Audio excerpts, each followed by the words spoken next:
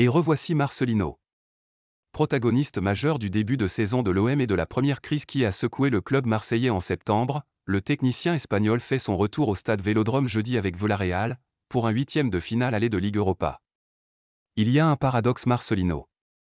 L'éphémère entraîneur de l'OM a quitté Marseille invaincu en championnat et il est pourtant à peu près unanimement détesté par les supporters du club, qui devraient lui réserver jeudi une bordée de sifflets dont l'intensité pourrait battre des records de décibels. L'Espagnol avait quitté le club dans la foulée de la désormais célèbre réunion entre représentants des groupes de supporters et dirigeants du club au mois de septembre. Ses premières semaines avaient été moyennes, entourées d'un certain scepticisme autour de ses principes de jeu et de son immuable 4-4-2. Mais ce n'est pas ça que Marseille lui reproche, ni l'élimination au tour préliminaire de la Ligue des Champions, ni même son départ précipité face à ce qu'il jugeait être des menaces inacceptables contre l'ensemble de l'équipe dirigeante du club. Ce que Marseille n'a pas pardonné, ce sont les déclarations qui ont suivi. Il y a des limites. Ces événements déplorables démontrent que ce n'est pas un club aussi grand que ce qu'il voudrait être.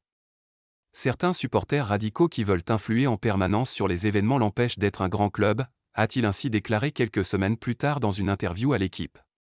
C'est une façon de procéder qui est très loin de ce que doit être la réalité, en 2023, dans un pays civilisé. Le football c'est de la passion, d'accord, mais il y a des limites, avait-il ajouté. Mon expérience très courte me fait penser que c'est un club où créer un projet est absolument impossible, avait-il aussi lancé. Ce week-end, après une nette victoire contre Grenade, 5-1, qui confirme le bon état de forme du sous-marin jaune, le technicien espagnol est revenu avec un sourire sur ses retrouvailles à venir avec le Vélodrome. Pour moi, il n'y a rien de spécial. Tous les matchs sont les mêmes, a-t-il assuré. Je n'ai aucun regret. Je regarde le passé depuis une perspective positive et en étant concentré sur le présent. Je suis très heureux d'être à Villarreal. Il n'y a pas beaucoup plus à dire. J'aurais aimé aller au bout de mon contrat mais des circonstances l'ont empêché. Maintenant il faut regarder le présent, a-t-il encore lancé mercredi devant la presse marseillaise. Il n'y a aucun regret par rapport à ce qui s'est passé et la conscience est totalement tranquille de notre côté, a-t-il ajouté. On n'en parle jamais. Mais à Marseille, le sentiment est un peu plus ambivalent. On sait que ça va être chaud, notamment par rapport aux récentes déclarations qu'il a pu avoir.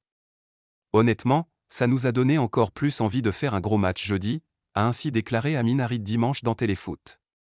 Mercredi en conférence de presse, le discours était plus polissé, ou mieux appris, du côté de Quentin Merlin, qui de toute façon n'était pas encore arrivé quand l'Espagnol est parti. On n'en parle pas trop. On ne joue pas contre Marcelino mais contre Villarreal.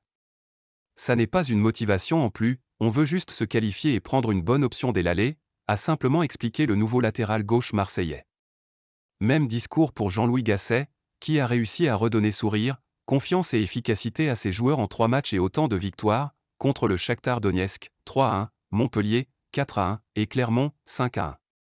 Marcelino ? On n'en parle jamais.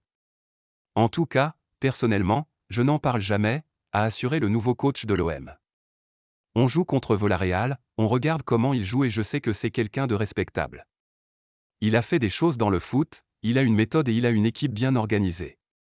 Et jeudi, il aura aussi les oreilles qui sifflent.